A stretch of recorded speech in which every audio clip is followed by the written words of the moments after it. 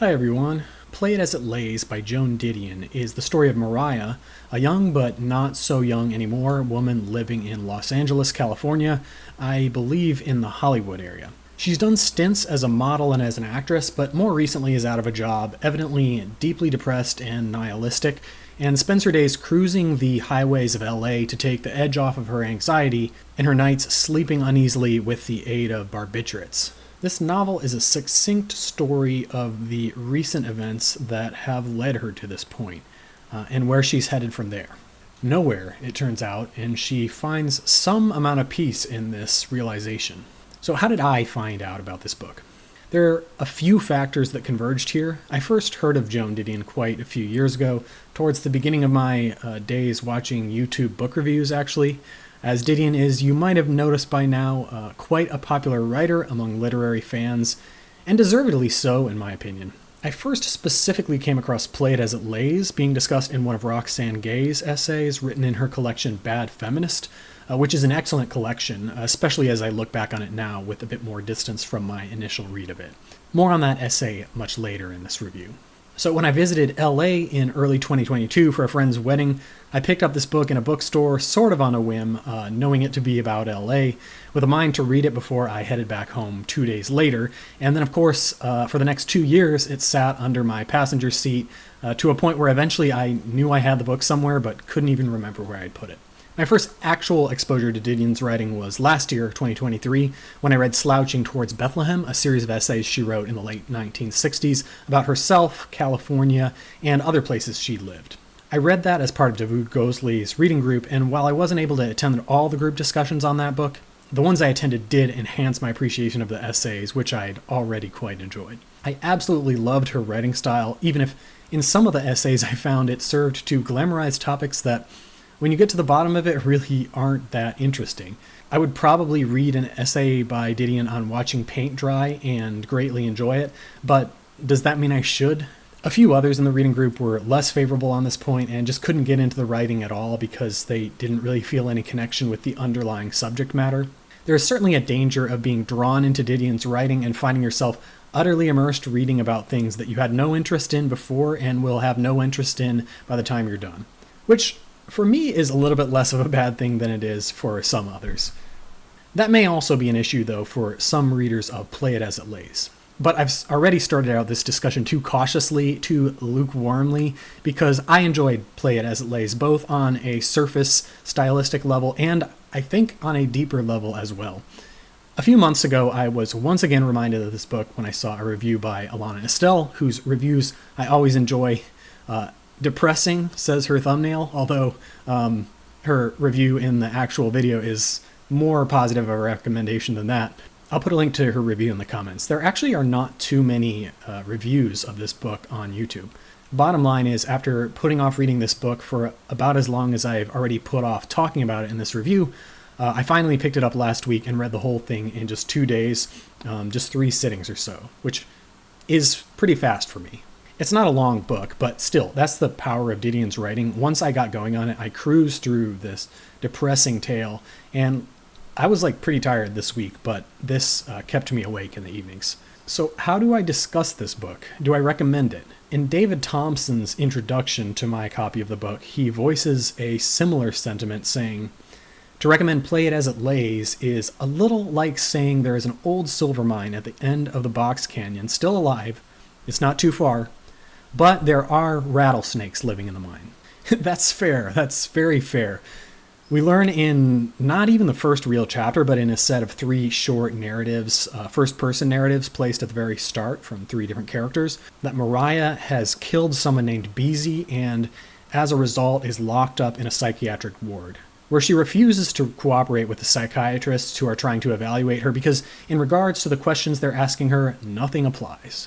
She's not interested in figuring out the reasons for why things happen, for why people act the way they do, for why Iago is evil. The memorable first line of the whole book references a Shakespeare character from a play that I actually haven't read yet. But she maintains that she is perfectly sane and everyone else is delusional for their obsession with all these what-if scenarios and for wanting to understand these events that led to the present.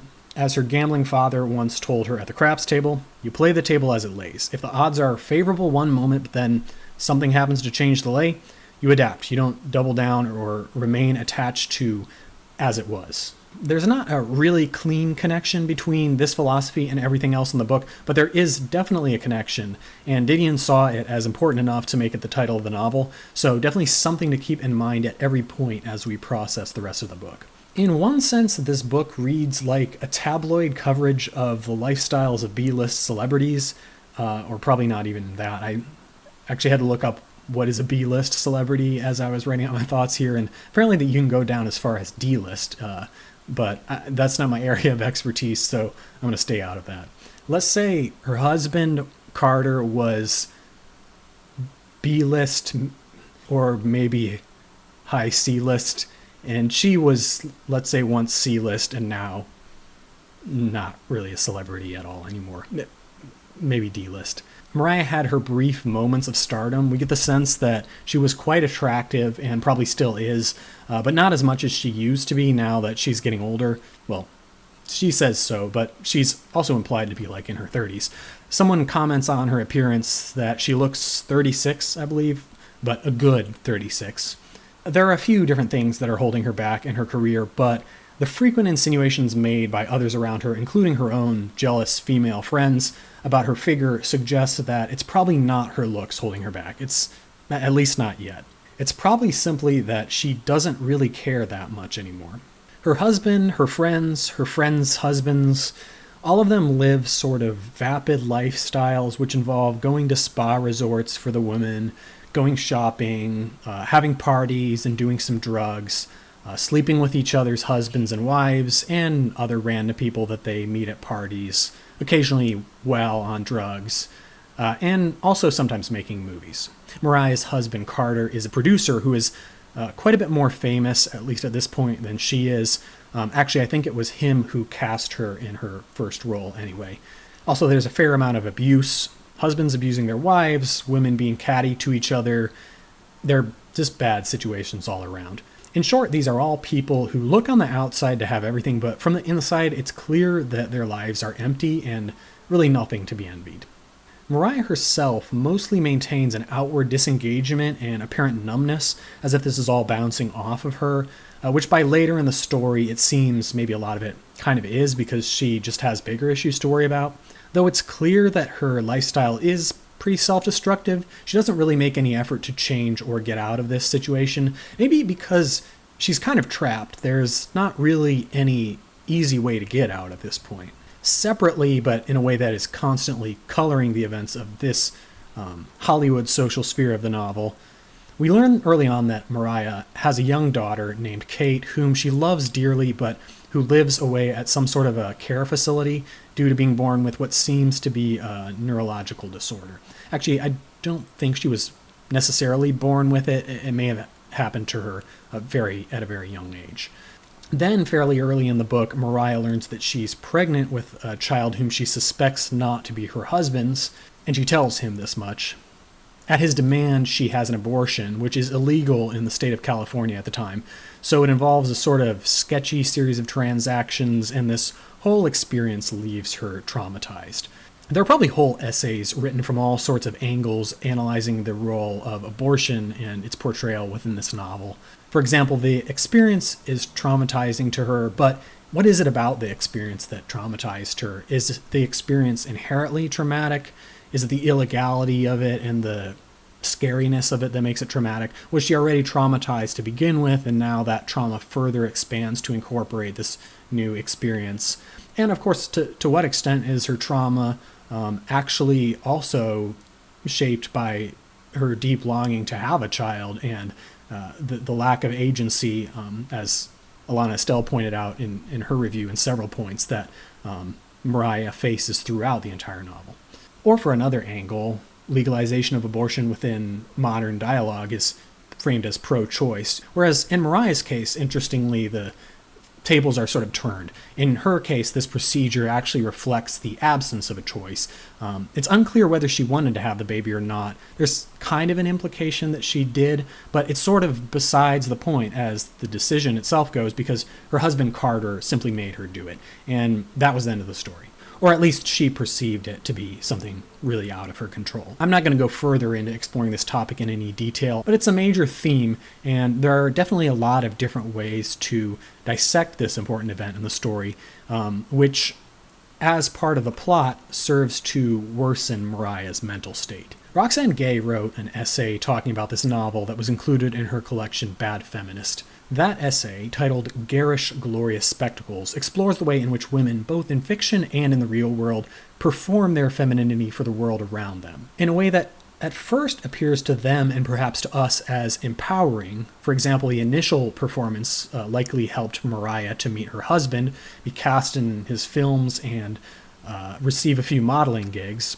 But later it becomes demeaning and stifling, which is the point in the progression that Mariah has reached by the events of Play It As It Lays. We see in this narrative that Mariah has a lot of untapped potential beyond her feminine traits that are valued by those around her.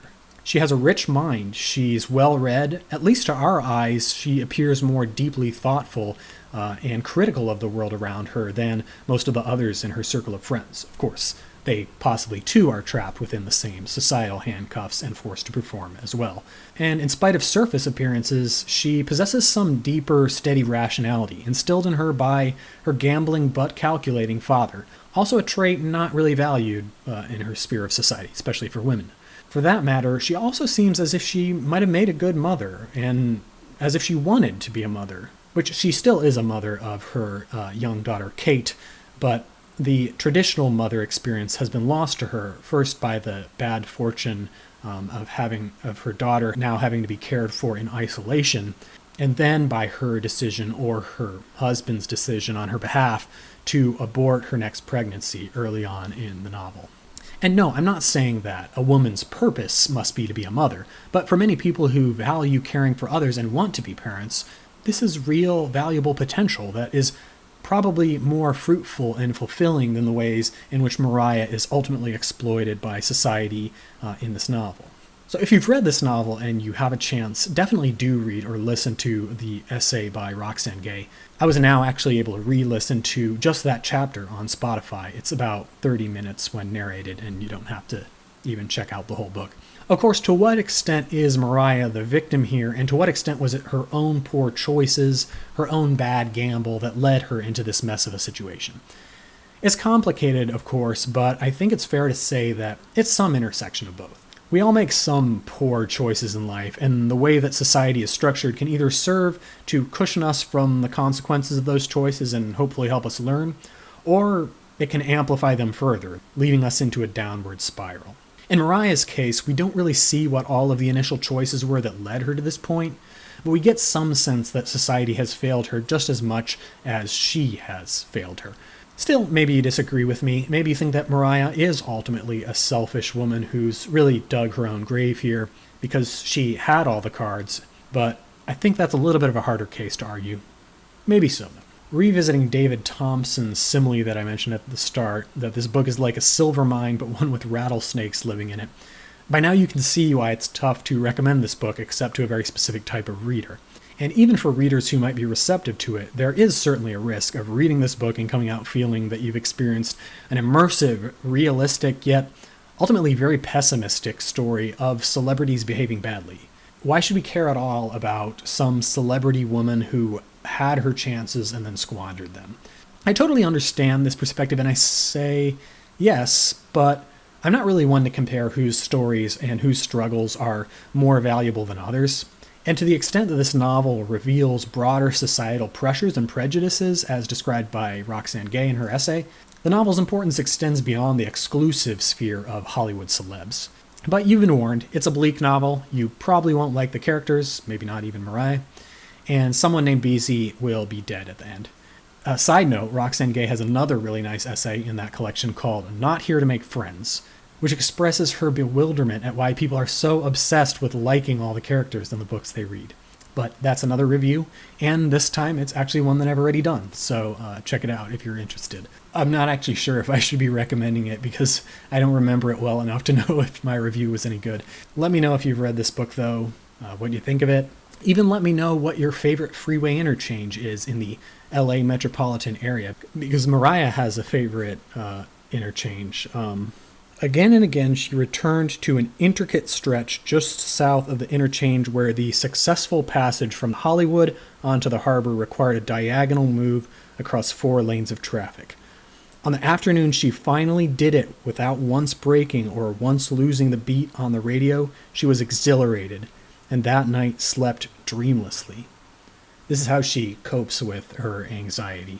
That's such a good description. It comes up really close to the beginning, and actually in the 2 years that I was waiting to read this book to completion, that was the passage that had stuck with me the most, because I did start reading this 2 years ago and just put it down before I really got going. But that description was so good that I knew there had to be something for me when I finally took it upon myself to read this.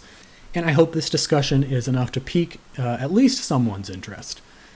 So until next time, happy reading. Actually, one other thing. For once, I actually have a physical copy of this book, which normally I don't. I often read books as ebooks or sometimes listen to them as audiobooks, but I don't really need to hold on to this book. I'm happy to pass it along to someone else who wants to enjoy it themselves. So I'm just going to try. If you're interested in this book, just leave me a comment or shoot me an email at mikeg'seclecticreads@gmail.com. It's kind of hard to spell, so I will put a link. And I'll give you a month to comment just so everyone gets a chance. And then I'll randomly choose someone and follow up to get your address so I can send it off to you. And I'll put a note in the description once it's been claimed, just so you know it's no longer up for grabs. Actually, you also, with the book, you get a Skylight Books bookmark where I originally bought it from, which is probably not that far from where Mariah lived. It's in, I looked it up, it's not quite in Hollywood, but it is close to East Hollywood. All right, happy reading.